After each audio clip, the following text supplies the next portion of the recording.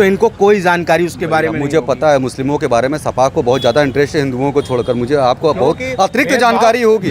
हमारे मोदी जी ने, योगी जी ने तो हम साफ साफ करने का, अपराधी, भूमाफिया, जो गंदी मानसिकता के लोग या तो जेल में चले जाएं या उत्तर प्रदेश छोड़ के चले जाएं। जो रसोई में आप औरतों से पूछेंगे तो आपको भली बात बता देंगी। उन्होंने ही कहा था बच्चे हैं, गलती हो जाती है बलात्कार के मुद्दे पर, शायद ये भूल गए होंगे।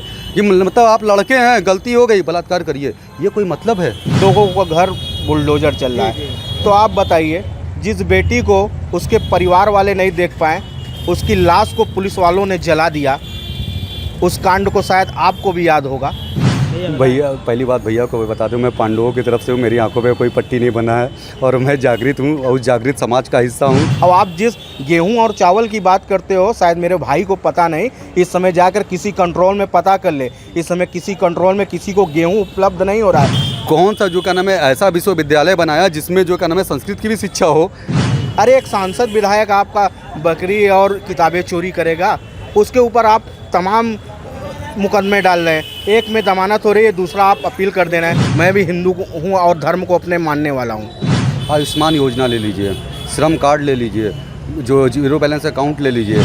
मैं भी अपने हिंदुस्तान का बेटा हूँ, मैं भी हिंदुस्तान को मानने वाला हूँ। ये यूक्रेन से युद्ध चलने की वजह से तेल की आपूर्ति नहीं हो पा रही, इसलिए तेल महंगा हुआ है, अन्य देशों से भी लाया जाता है। देखिए, इस बार तो हमको लग रहा है कि 8 सीटों तक ये महंगे पड़ जाएंगे। लोगों के पास राशन कार्ड है, महीने में 2 बार उनको राशन भी दिया जा रहा है, गेहूं दिया जा रहा है, चावल दिया जा रहा है, पर यूनिट 5 किलो, ठीक है। विकल्प बना चुकी है जनता। आपसे हमें विकल्प के बारे में भले न बताए, लेकिन अपने वोट के ताकत से ज़रूर बताएगी कि इस बार विकल्प कौन है। धर्म एक अलग चीज़ है और देश चलाने की जो पद्धति होती है वो अलग चीज़ है। जब सपा का शासन था, सिर्फ एक कम्युनिटी के लिए आप केवल कब्रिस्तान का दिवाला ही उठवाने में लगे रहते थे। बात है हज, अखिलेश जी ने दिया, क्या आप उसको भूल गए? आप उसको नहीं भूलना चाहिए। आप केवल एक दीवार की बात करते हो, आप सबकी बात करो ना। वो जो आम जनता जिसको न खाए, जिसको जानवर न छुए, वो वाला चावल मिल रहा है। आम जनता जब भूखा पेट रहेगा आदमी, तब उस समय कोई नहीं दिखता है। उस समय आपको रोजगार और रोजी रोटी केवल दिखती। तो आइए अब बात करते हैं 2024 के लोकसभा चुनाव पर, जहां जिसके बारे में अब यूपी में भी सरगर्मियां तेज हो गई हैं। भाजपा 80 सीटों पर अपना कब्जा जमाने के लिए फिर से एक बार कवायद कर रही है, वहीं दूसरी पार्टियां भी लगी हुई। भैया, इस बार उत्तर प्रदेश का क्या हाल है लोकसभा चुनाव में? भाई, जब उनके सांसद खुद दुहाई दे रहे हैं यहाँ का लॉ एंड ऑर्डर ख़राब है, जब उनके सांसद उनकी गवाही दे रहे हैं और यहाँ का भ्रष्टाचार वो उजागर कर रहे हैं, यहाँ का जो मंत्री है, जिस विभाग का मंत्री बनाया जा रहा है सोनकर समाज से, अभी हाल ही के दिनों ये घटना आपने सुनी होगी, जब जिसको जिस विभाग को दिया जा रहा है उस विभाग में उसका नहीं चल रहा है, तो मैं कहाँ तक कह सकता हूँ कि ये सरकार सफल है। मैं आपको अगर किसी विभाग का मंत्रालय दूंगा और आपकी भी बात उस विभाग में सुनी नहीं जा रही है, तो वो सरकार कहाँ से सफल है? केवल देश भावना या आप धर्म, इसको लेकर आप आम जनता की मदद नहीं कर सकते। धर्म के संग, देश भावना के संग, रोजी रोटी, रोजगार, शिक्षा, स्वास्थ्य, सब पर आपको फोकस करना होगा। और जिस पार्टी, जो भी पार्टी इन सारे चीज़ों पर फोकस करेगी, मैं नहीं ये कहता हूँ, मैं भी हिंदू हूँ, मैं भी हिंदू हूँ और धर्म को अपने मानने वाला हूँ, मैं भी अपने हिंदुस्तान का बेटा हूँ, मैं भी हिंदुस्तान को मानने वाला हूँ। लेकिन इसका मतलब ये नहीं कि केवल ये 2 चीज़ों से पूरा देश चल जाए। देश में स्वास्थ्य, शिक्षा, चिकित्सा की भी बहुत बड़ी कमी है और इस कमी को आज तक के इतिहास में जितना पहले का जो काम चला गया था वो तो मतलब चल रहा था। और 2014 के बाद आप बता दीजिए, माननीय नरेंद्र मोदी जी यहाँ के सांसद हैं, बनारस में एक एम्स नहीं आया, एक कोई हॉस्पिटल बता दीजिए जिसका निर्माण हुआ हो। यहाँ बनारस में कैंसर हॉस्पिटल का निर्माण हुआ है, बनारस में सुविधाएं देखने को मिली हैं, ऐसी बात नहीं है। लेकिन उत्तर प्रदेश की, पूरे उत्तर प्रदेश की बात करें तो 2019 में 64 सीट, इस बार 80 की कवायद है। कितनी सीटें मिल सकती हैं भाजपा को? देखिए, इस बार तो हमको लग रहा है कि 8 सीटों तक ये महंगे पड़ जाएंगे, क्योंकि इस बार सारी जनता मन बनाकर बैठ चुकी है। आप देख लीजिए, लगातार तेल का दाम बढ़ता जा रहा है। आम जनजीवन जिससे चलता है, जो रसोई में आप औरतों से पूछेंगे तो आपको भली बात बता देंगी आप दूध पर टैक्स लगा दिए। आप सावन के सोमवार में दूध चढ़ता है भगवान भोलेनाथ को, आप उसी समय टैक्स लगा दिए। आप दही पर टैक्स लगा दिए, जो हिंदुस्तान के इतिहास में इन सब चीज़ों को टैक्स से बहुत दूर रखा गया था। उसके बावजूद आप वो फैसले ले रहे हैं जो आम जनता के विरोध में हैं। तो आम जनता कब तक आपका गाना गाएगी? आम जनता जब भूखा पेट रहेगा आदमी, तब उस समय कोई नहीं दिखता है। उस समय आपको रोज़गार और रोजी रोटी केवल दिखती है, और जो वो रोजी रोटी और रोज़गार उपलब्ध कराएगा सरकार उसी की बनेगी, आप ये जान लीजिए। और उत्तर प्रदेश में 2024 में मैं समझता हूँ कि अखिलेश यादव बहुत मजबूती से और बहुत कमर कस कर इस समय बैठे हैं, और हमको तो यहाँ तक लग रहा है 70+ सीट आएंगी उत्तर प्रदेश की। भैया, आपने कहा कि उत्तर प्रदेश में भाजपा को 8 सीट, महंगाई का मुद्दा हावी होगा, क्या लगता है? देखिए भैया, इन्होंने कहा कि जो उत्तर प्रदेश में कोई कार्य नहीं हुआ है। भाई सबको मैं बता दूं, देखिए 2 बार से तो सपा है नहीं यहाँ पर। एक समय था कि केवल एक ही कम्युनिटी, एक ही समुदाय का सिर्फ सुना चाहता था लोग। हमारे प्रशासन की व्यवस्था बहुत लचर थी। आज की परिस्थितियाँ बिल्कुल उस समय से पृथक हैं। और रही बात निर्माण की और व्यवस्था की, आयुष्मान योजना ले लीजिए, श्रम कार्ड ले लीजिए, जो जीरो बैलेंस अकाउंट ले लीजिए, और तरह तरह की इतनी ज़्यादा योजनाएं उत्तर प्रदेश में और पूरे भारत में हुई है जो कभी किसी ने इसकी आशा नहीं की थी। और रही बात एम्स की, देखिए ट्रामा सेंटर जो निर्माण हुआ वो मोदी जी के समय में उनके ही द्वारा हुआ, ठीक। और ये आपका कैंसर हॉस्पिटल हुआ, विश्वनाथ कॉरिडोर हुआ, अयोध्या मामला हुआ, धारा 370 हुआ, और बहुत सारे ऐसे मामले हैं जिसको करने की मुझे नहीं लगता कि किसी के अंदर पिछले 70 साल से कुवत थी, जो मोदी जी के प्रधानमंत्री के काल में हुई, उनके नेतृत्व में हुई। और रही बात जो है क्या नाम है महंगाई की, तो तेल की बात उन्होंने कहा कि रसोई में तेल बहुत महंगा हो गया है। मेरे मित्र भी जो बड़े भाई हैं ये भूल गए होंगे कि 80% तेल की सप्लाई सोयाबीन की यूक्रेन से होती है, ठीक।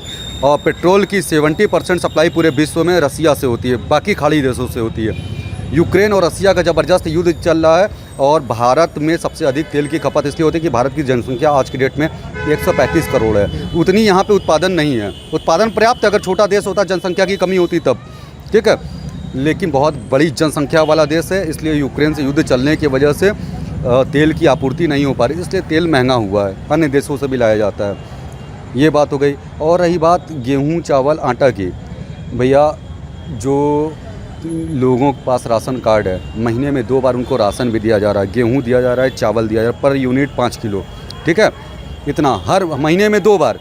क्या आप हमको ये बता दीजिए, महीने में 2 बार में आपको मिलता है पर यूनिट, तो क्या आप 10 किलो आटा खाते होंगे क्या भैया? महीने में 10 किलो आटा 10 किलो चावल मिला के खा जाते होंगे आप? नहीं खाते होंगे, ठीक है। तो सरकार कर रही है, ठीक है। हाँ, कुछ लोगों को विशेष परेशानी हो रही है क्योंकि सपा और कांग्रेस ऐसे जो शासन में व्यक्तिगत हितों के लिए कार्य होता था, राष्ट्र से ऊपर उठकर केवल अपने निजी स्वार्थ के लिए काम होता था, राष्ट्र से कोई मतलब नहीं था। और रही बात हिंदुत्व की, तो भैया हम 100 करोड़ की आबादी हिंदुओं वाली देश, कभी हमारा भारत का हिस्सा अफगानिस्तान था, भारत का हिस्सा पाकिस्तान था, भारत का हिस्सा ईरान, इराक था, सब मुस्लिम कंट्री हो गए। जम्मू कश्मीर की परिस्थिति इस तरह है, हैदराबाद की परिस्थिति इस तरह। तो अब हम बाकी बचे हुए चीज़ों को अगर बचाने के लिए अगर हम जागृत हो गए और हम चाहते हैं कि भाईचारा में भाई जो केवल चारा हिंदू न बन जाए, तो ऐसा तो हम गलत तो करते नहीं हैं। हम ये नहीं कहते कि जो क्या नाम है दूसरे कम्युनिटी के खिलाफ कुछ करो, हम ये चाहते हैं कि कुछ ऐसी परिस्थितियाँ उत्पन्न हो कि जो दोनों के लिए एक समान नागरिक संहिता, एक समान परिस्थितियाँ उत्पन्न हो, ताकि कोई चुनाव के नाम पर और राजनीति के नाम पर किसी एक कम्युनिटी को का इस्तेमाल करके देश के अंदर देश के विरुद्ध कोई कार्य न कर पाए। भाई साहब ने कहा यूपी में इस बार अखिलेश जी 70+। देखिए, ये पिछले कई बार से कर रहे हैं, 2 बार से। भाई इनको विश्वास है कि ऐसा होगा, लेकिन हमको और हमारी पूरी यूपी की जनता एक साथ एक राह पर मोदी और योगी जी के साथ है और अमित शाह जी के साथ है, ठीक है। तो ऐसी परिस्थितियों में मुझे नहीं लगता है कि जैसे पिछले कई बार उम्मीदें उत्तर प्रदेश की जनता नहीं खरी उतरी, आगे भी इनकी उम्मीदों पर खरी नहीं उतरेगी, क्योंकि वो जानती है कि थोड़ी सी महंगाई बढ़ी है, क्योंकि वैश्विक स्तर पर युद्ध चल रहा है, सब कुछ चल रहा है, परिस्थितियाँ विपरीत हैं, लेकिन राष्ट्र सर्वोपरि है। और यूपी की जनता वही जनता है जो आज़ादी की लड़ाई से लेकर हर समय राष्ट्र के लिए सबसे बड़ा योगदान देती थी और राष्ट्र के लिए सबसे बड़ा त्याग दिया है। तो यूपी की जनता अब मूर्ख बनने वाली नहीं है। भाजपा की जो पूर्ण बहुमत की सरकार पहले थी, पूर्ण बहुमत की सरकार आज भी रहेगी और संसद में आपके ये संसद चुनाव में सबसे ज़्यादा सीटें भाजपा की ही आएंगी। भैया उत्तर प्रदेश में सपा का ग्राफ जो है लगातार 2 बार से खराब प्रदर्शन देखा आपने भी, उसके बावजूद भी क्या केंद्र में मोदी जी का कोई सब्स्टिट्यूट आपको दिखता है? देखिए, विकल्प तमाम हैं और जनता विकल्प बना चुकी है। जनता आपसे हमें विकल्प के बारे में भले न बताए, लेकिन अपने वोट के ताकत से ज़रूर बताएगी कि इस बार विकल्प कौन है। अब जैसे हमारे छोटे भाई हैं, इन्होंने बताया कि धारा 370 और कश्मीर का मुद्दा और अयोध्या का मुद्दा, तो ये धर्म की बातें हैं। ये धर्म को राजनीति में क्या मतलब, कोई मतलब नहीं है। धर्म एक अलग चीज़ है और देश चलाने की जो पद्धति होती है वो अलग चीज़ है। बात करें धर्म के मुद्दे की, तो भाजपा का जो पहला मुद्दा वो धर्म और हिंदुत्व का ही होता है, जिसके कारण 2 बार से सत्ता में भाजपा काबिज है और तीसरी बार की आस लगाए हुए है। कहाँ तक लगता है कि धर्म के नाम पर क्या फिर से भाजपा जीतेगी? देखिए, मैंने कहा ना कि जनता अगर मान लीजिए कुछ दिन का होता है, वो भ्रम कुछ दिन में टूटता है। हमारे आपके संग जो भावनात्मक खेल खेला गया है वो भ्रम आजीवन नहीं चल सकता है। कहीं ना कहीं जनता का भ्रम टूटता है। अब माननीय अखिलेश यादव जी ने लखनऊ में मेट्रो चलवाया, इतना बड़ा जनेश्वर मिश्र पार्क बनाया जो पूरे एशिया का सबसे बड़ा पार्क है।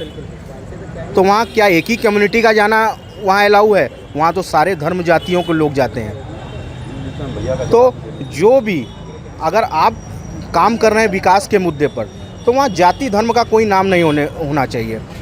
और आप आजम खान की बात कर रहे हैं, इतिहास उठा कर देख लीजिए। जौहर यूनिवर्सिटी जो बिना एक पैसे में इतने छात्रों को तामील देता है, आप पता कर लीजिएगा।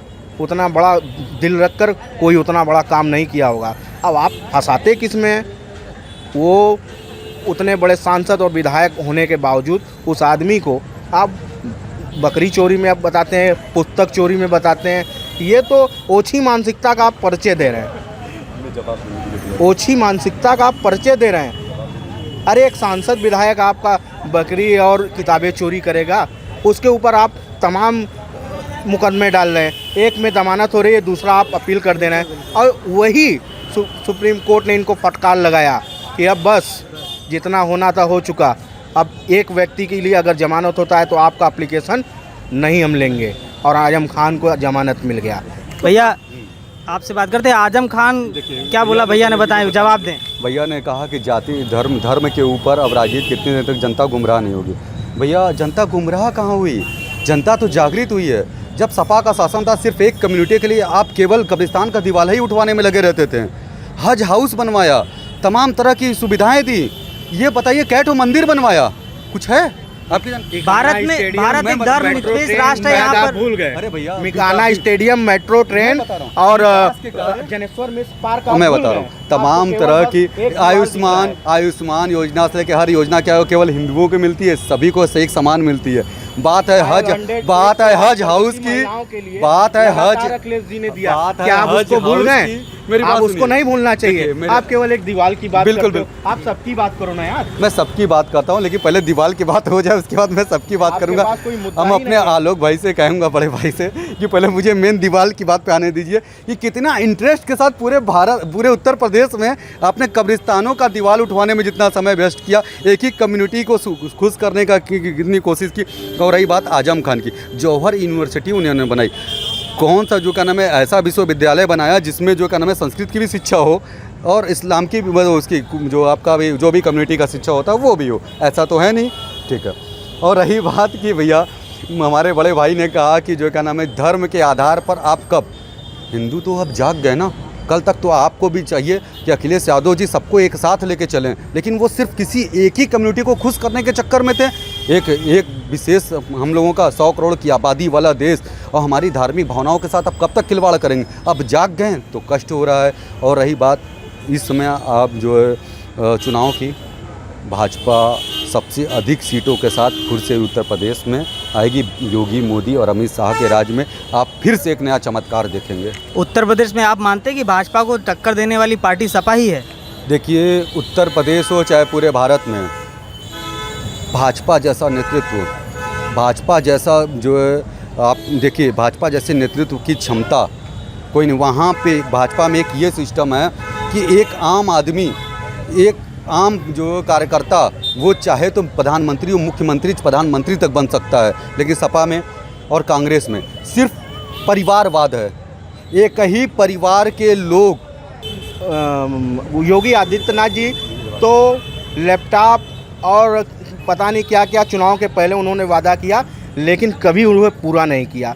तो उत्तर प्रदेश की जनता कितना दिन तक आपके बहकावे में आएगी? उत्तर प्रदेश की जनता जान रही है। अब आप जिस गेहूं और चावल की बात करते हो, शायद मेरे भाई को पता नहीं, इस समय जाकर किसी कंट्रोल में पता कर ले, इस समय किसी कंट्रोल में किसी को गेहूं उपलब्ध नहीं हो रहा है। वो जो आम जनता जिसको न खाए, जिसको जानवर न छुए, वो वाला चावल मिल रहा है। आप अगर पता करना हो तो आप भी यहीं के निवासी हो, कहीं भी आप रहते हो तो अपने कंट्रोल में जाकर पता कर लीजिएगा। और वो भी महीने 2 महीने बाद वो भी बंद होने वाला है, क्योंकि पेपर के माध्यम से हम लोगों को मालूम हुआ कि अब उसका भी आपको चार्ज देना होगा।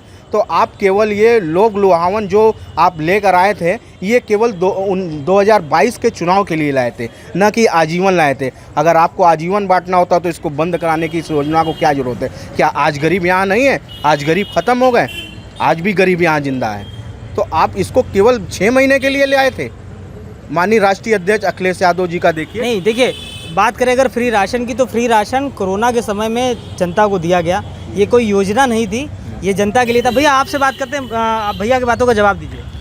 देखिए, इन्होंने कहा कि लैपटॉप बटा और जो क्या नाम है, बहुत सारी योजनाएं लाएं। हाँ भैया, जो अखिलेश यादव ने लैपटॉप नहीं लॉलीपॉप बांटा था, लेकिन उसका जनता पे कोई असर नहीं पड़ा। और रही बात दूसरी कि तमाम तरह की योजनाओं की, इतने फर्जी मदरसे खुले हुए थे, फर्जी मदरसों के माध्यम से इतनी ज़्यादा भ्रष्टाचार और आतंकवाद चरम सीमा पे था, उन सब चीज़ों पे बंद लगा। जो गुंडागर्दी, ठीक है ना, तमाम तरह की गुंडागर्दी उत्तर प्रदेश में थी, चरम पे सब पहुंच गया था, अराजकता चरम पे पहुंच चुकी थी। हमें चरम अराजकता से मुक्ति मिली, हमें उत्तर प्रदेश में भूमाफियाओं से मुक्ति मिली, हमें उत्तर प्रदेश में तमाम तरह के अपराधों से मुक्ति मिली, प्रशासनिक व्यवस्था हमारी उत्तम हुई। लेकिन ये बातें कुछ लोगों को अच्छी नहीं लगेगी, क्योंकि वो उसमें कहीं ना कहीं लिप्त हैं। और रही बात आम जनता की, मैं विश्वास दिलाता हूं आप सभी को मीडिया के माध्यम से कि आम जनता अब जाग चुकी है। छोटी छोटी लुभावने चीज़ों में आपके कोई नहीं आएगी। तो आम जनता के लिए सबसे बड़ी बात राष्ट्र प्रेम, परिवार, ताकि हमारे घर की बहू बिटिया घर से बाहर निकले तो कोई उसके ऊपर उंगली ना उठा सके। आज हमारा देश, हमारा उत्तर प्रदेश पूरी तरह सुरक्षित है, कानून व्यवस्था से लेकर। आज कोई भूमाफिया किसी का ज़मीन कब्जा नहीं करता। नहीं तो किसी, जहाँ पे देखिए किसी न किसी की ज़मीन कब्जा हुई थी, किसी न किसी के साथ अराजकता चरम सीमा पे थी। तो ये सारी व्यवस्थाएं जब बंद हुई तो कुछ पार्टियों को करकने लगा भाजपा। एक ही साथ, एक ही गठबंधन में केवल क्या मोदी जी को हराना है। क्यों भैया? वो क्या देश का लेके चले गए, उनके ऊपर कितनी जो है। और रही बात, इन्होंने कहा कि आजम खान के ऊपर आप तमाम तरह की केस लाद रहे हैं, वो कर रहे हैं। तो आजम खान की कितनी प्रॉपर्टी निकली, कभी आपने ये पता किया? अवैध सरकारी तरीके से हो रही है, न्यायपालिका के माध्यम से हो रही है। बुलडोजर अवैध नहीं चल रहा है, बुलडोजर वैध चल रहा है। आप कब्जा करोगे, भूमाफिया गिरदी करोगे, आप गलत काम करोगे तो बुलडोजर आपके भी घर पे चलेगा और हमारे घर पे भी चलेगा। ठीक है, बुलडोजर तो कोई बचेगा नहीं। भैया ने गठबंधन की बात की, क्या हर बार की तरह इस बार फिर से सपा लोकसभा चुनाव साधने के लिए गठबंधन का सहारा लेगी? देखिए ऐसा है, लोकतंत्र में जो सैद्धांतिक आप आपस में अगर आपका सामंजस्य बन रहा है, अब आप किसी के संग आना चाहते हैं तो उसमें गुरेज नहीं है। लोकतंत्र में यही तो एक सुंदरता है कि अगर हम जिस सिद्धांत हैं, हम जिस सिद्धांतवादी हैं, अगर सामने भी वही सिद्धांतवादी लोग हैं तो हमें आपस में मिलकर चलने में कोई बुराई नहीं है। और रही इन्होंने अभी जो बताया कि माननीय मुख्यमंत्री जी ने अपराध मुक्त कर दिया है, लोगों का घर बुलडोजर चल रहा है। तो आप बताइए, जिस बेटी को उसके परिवार वाले नहीं देख पाए, उसकी लाश को पुलिस वालों ने जला दिया, उस कांड को शायद आपको भी याद होगा, उसको आप भूल जाएंगे। आप कहते हैं कि यहाँ लड़कियाँ सुरक्षित हैं। अभी हाल ही में समाचार पत्रों से मुझे मालूम हुआ कि लड़की को इतनी धमकी आई बलात्कार के बाद कि उसको अपना आत्महत्या उसको करना पड़ गया। और आप एक तरफ कहते हैं कि लॉ एंड आर्डर इतना मेंटेन है, उतना चल रहा है, सब कुछ सुरक्षित है। आप तमाम लूटपाट हो रहा है चारों तरफ, तमाम हत्याएं हो रही हैं, तमाम बलात्कार हो रहा है। आप आंखों पर पट्टी बांध ली है गांधारी की तरह, आपको कुछ दिख ही नहीं रहा है। अब उस पट्टी को आप उतारिए, क्योंकि आपकी पट्टी खोलने के लिए जनता 2024 में मन बना चुकी है। भैया पहली बात भैया को मैं बता दूं, मैं पांडवों की तरफ से हूँ, मेरी आंखों पे कोई पट्टी नहीं बना है और मैं जागृत हूँ और उस जागृत समाज का हिस्सा हूँ जो अब पूरी तरह जाग चुका है। और रही बात इन्होंने बलात्कार की, तो वही हमारे माननीय मुलायम जी हैं, हमारे बड़े बुजुर्ग हैं, वो उन्होंने ही कहा था बच्चे हैं, गलती हो जाती है बलात्कार के मुद्दे पर, शायद ये भूल गए होंगे। ये मतलब आप लड़के हैं, गलती हो गई, बलात्कार करिए, ये कोई मतलब है? देश के मुखिया का, उत्तर प्रदेश की मुखिया का ऐसा शर्मनाक बयान कभी आपने सोचा है? ऐसी परिस्थितियां उत्पन्न हुई देश में ना। मेरी एक बात सुनिए आप, उत्तर प्रदेश में अब कोई ये नहीं कह सकता कि बच्चे हैं, लड़के हैं, गलती हो जाती है ना। गलत करोगे बुलडोजर चलेगा। हमारे योगी जी ने, हमारे मोदी जी ने, योगी जी ने तो हम साफ साफ करने का, अपराधी, भूमाफिया, जो गंदी मानसिकता के लोग या तो जेल में चले जाएं या उत्तर प्रदेश छोड़ के चले जाएं। ये नहीं कहा भैया कि लड़के हैं, गलती हो जाती है। अभी बिल्किस बानो पर बात करते हैं। बिल्किस बानो के अपराधियों को छोड़ दिया गया, क्या कहना चाहेंगे? देखिए भैया, अभी 2-3 दिन से मैंने बताया ना कि मेरी वाइफ का, तो मैं इस मुद्दे पे अभी नहीं, क्योंकि मैं फंसा हुआ था, मुझे इसके बारे में अभी बिल्कुल जानकारी नहीं है, इसलिए जिस बारे में जानकारी नहीं उसका तर्क नहीं करूँगा, क्योंकि मैं बहुत सब बारे में जानकारी यहाँ खत्म हो जाती हैं। जहाँ आप ये मुद्दे पर आएंगे, व्यक्तिगत मैं बता रहा हूँ, मैं बता रहा हूँ, मैं होती तो इनको मैं बता रहा हूँ, वो मुस्लिम महिला थी तो इनको कोई जानकारी उसके बारे में मुझे पता है। मुस्लिमों के बारे में सपा को बहुत ज़्यादा इंटरेस्ट है, हिंदुओं को छोड़कर मुझे आपको बहुत अतिरिक्त जानकारी होगी। भेदभाव डालने का काम भी भैया आप ही करते हो। हम कहाँ कहते हैं, हम तो कहते हैं जो सब कुछ करिए। तो भैया 2024 में जनता जो है वो क्या जवाब देगी?